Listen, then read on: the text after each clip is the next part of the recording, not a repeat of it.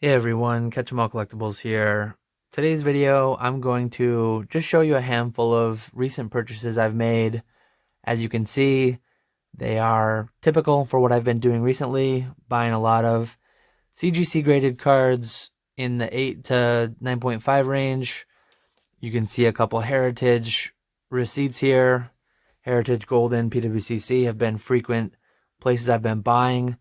I need to get to where I have more time to where I can browse eBay listings as well because I feel like I'm just missing out on a lot of great deals over there. But at some point I'll get back to it. I'm gonna use this video too. I guess I'll get through the cards, and then after I get through the cards, the last several minutes of it, I'll talk about upcoming videos and kind of my schedule moving forward. But anyways, yeah, on the top you can see, I'll show it again in case anyone didn't see it. 4 Pokemon Best Song CD Collection promo set. I paid $660. I don't always do it, but I'll try to do it from time to time. Talk about what the cards go for in PSA as like a comparison point. So last sales that I see, I paid $660 with buyer's premium and then a bit more for shipping and handling and insurance. But those 4 cards go for about $790. Not a ton of room for margin there. Looking over these really quickly, I mean, a lot of times my play isn't to just sell it as a CGC card. It's to sell it potentially as a PSA card. So if I'm getting them, I mean, the lower below market, the bigger discount I can get, the better, obviously. But if I can get them even 5 to 10% below market, sometimes I feel like I'm getting them 50% below market, which I'll talk about the bottom row here in a little bit. But my plan is to accumulate hundreds and hundreds of what to me are undervalued, strong CGC 8.59, 9.5, either upgrading 8.5s to 9s and or 9s and 9.5s to 10s. I'm sure I'll get the occasional 8.5 to PSA 10, but as long as I'm getting them at a decent enough discount to market, even if it's only 5 or 10%, that will cover the fees for eventually selling some of these, maybe as PSA 9s if they fail to upgrade, or even as CGC 9s. I mean, not every CGC 9 is going to automatically cross to a PSA 10 by any means. But so if I see some that look like, hey, that grade is very fair, I'll either keep it in my collection for a while, longer term inventory to see if the price moves up on the card, or I'll look to just sell it as is as a CGC 9. You can see the right border on that Snorlax is super thin. I kind of doubt that would be a PSA 10. But yeah, that's kind of my recent and continuing plan. Selling a lot of the inventory that I have as PSA, buying a lot of CGC with thoughts for the market either finally appreciating CGC more and the price is going up, and or crossing them to PSA 10s. Very recent, last whatever day it was, Tuesday or Wednesday, I think, the Pop Report came out, which was huge news. I'm going to do a deep dive into that in Patreon. I think we're going to have it, we'll formally announce it closer and I'll mention it in a video here, but I think it's going to be April 24th evening. I'll do a deep dive into the CGC Pop Report, and so that I bring something to YouTube, I can't really go as in-depth as I do in Patreon, but I'll try to bring some kind of a presentation to YouTube as well. My initial thoughts on the CGC Pop Report, what I'm doing with it, and yeah, go from there. On the bottom row, you can see on this first one, I also paid $154 for a CGC 9 first edition German Zapdos. I've never been huge on foreign base first, but sometimes it just feels too cheap. I did open one box of every first edition language aside from English back in the day. So I do enjoy it, but it's hard. Like this was $154 for a PSA 9 base first. I don't necessarily think it should be a ton more than that, but it feels a bit too discounted to what first edition English is sometimes. In PSA, the most recent one sold for $190, so about a 20% discount to the PSA 9 market price. And then getting over to these Neo ones, these really felt like the highlight of the recent couple Heritage auctions where I won these. So comps PSA 8 Kingdra, just being conservative. I don't know whether this will go 8, 9, but might just stay as an 8.5 if I think it won't get the 9. $66 for a PSA 8 Kingdra, $130 for a PSA 9 Ampharos, and $400 for a PSA 9 Slowking. That one is super low pop in PSA 10, so that's why the 9 goes for so much. But that said, that goes for $400 in PSA 9, and this one looks pretty strong. For people who like swirls, you got a nice swirl going on. It does have a vertical print line. If anyone can see it, I'm not sure if I'll be able to show it. Very faint, not a terrible print line. I think you can see it right there.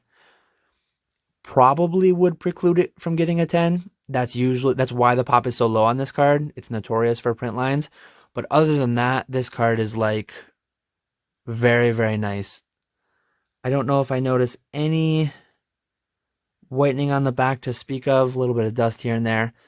Hollow is super clean. Centering is nice. You got a nice pretty swirl there. But a little bit. I mean, the left border is a little thinner than the right. But not too bad. I'm extremely confident that would cross to a PSA 9. Some percent chance at a 10, but probably not. Who knows? Anyways, I paid $312 for all three. So again, $400, $130, and $66.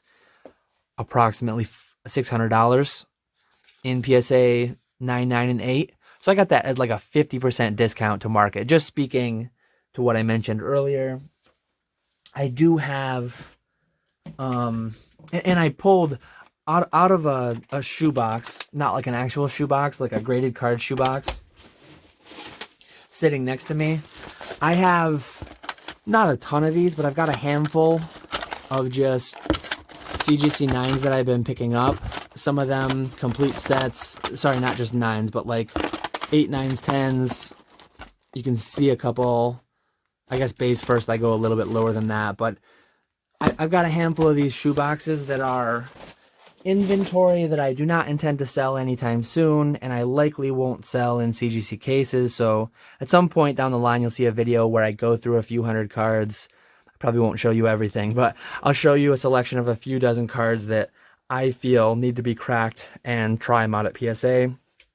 I've been trying to avoid it while PSA is $50, but if and when we get the $25 lotteries this summer, that'll likely be the time that I go for them. But I guess now that I've showed you these are just going to live in that box until I get to them later for now with a lot of my other purchases. And here are a few cards that I just pulled out of there. This one I didn't pull out of there. This one I pulled out of a recent return. But these ones I pulled out, I haven't dug too in depth. It was a crazy week last week. Didn't actually have a sitter, so I had to be with the kids all week, and I worked a little bit at nights just getting the eBay shipments out, and I did minimal work last week. But these ones I did quickly go through the pop at a couple of 9.5s that I had. This one I went through just because it was a fair bit rarer card. Not that it's super rare, but it's rarer than a set card, generally speaking. Nice swirl there above the mountains. I've never been a big swirl guy, but I get more and more people asking me on eBay, hey, does that have a swirl? So I do tend to notice them more now.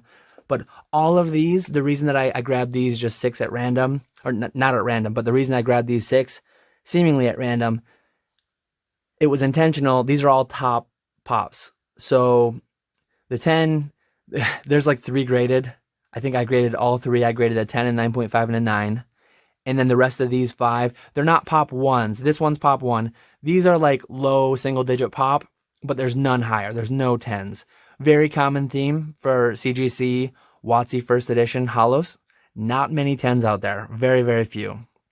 So yeah, like these ones, I'm interested to see how the market responds.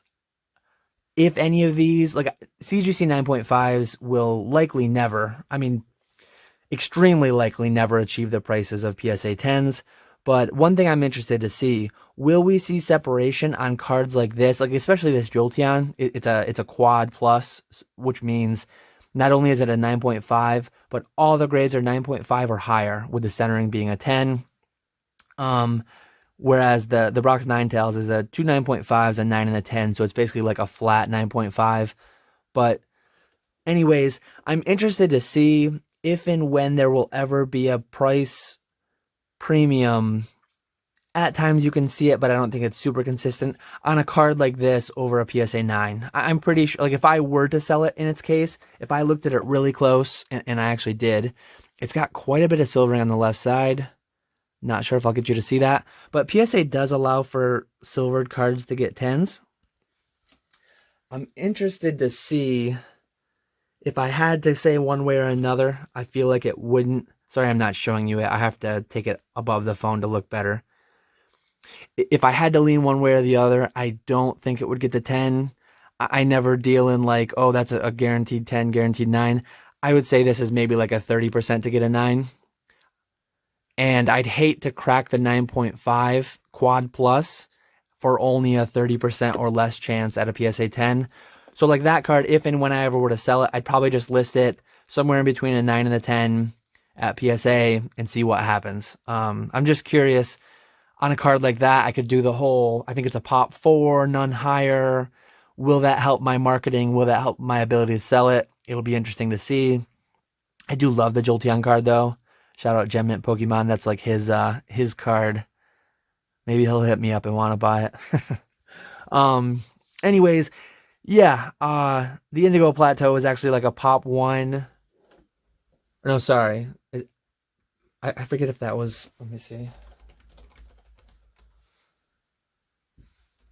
One card I was thinking of that was a pop 1. I have a Victory Orb that I showed a little over a month ago, I think, in my trophy card video. I have a CGC 9.5 Victory Orb. It's a pop 1, only one graded, but that's a lot of times cards are the only one graded because they're not that popular.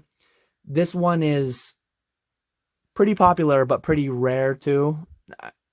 As far as trophy goes, prize cards, it's a much lower tier, less popular than like a true trophy card, but it's pop 1 not because it's the only one in the world. It's pop 1 because CGC hasn't been grading them for that long. There's probably only a few dozen at PSA in the pop, and there's only like 150 something created altogether. But yeah, the Indigo Plateau, that one is a pop 2. There's only 14 graded total at CGC, and there's none higher. There's no 9.5, no 10s. But yeah, that's kind of rambling on a bit about my thoughts around CGC, why I've been buying them. Look out next week probably for that Pop Report investigation. Kind of the light version on YouTube and then the deeper version in Patreon, just because I can go on for over an hour on Patreon. As far as my videos into this week, I mentioned earlier that I would talk about them. Check back Wednesday. I think I'm going to do a separate video just because I've already gone for 13 minutes now.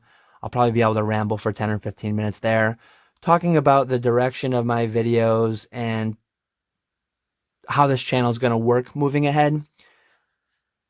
Just because the podcast left and that used to be like a staple post every other week, and how am I going to fill the gap for that? But yeah, check back Wednesday. I'll have a quick video discussing that, kind of like a channel update more so.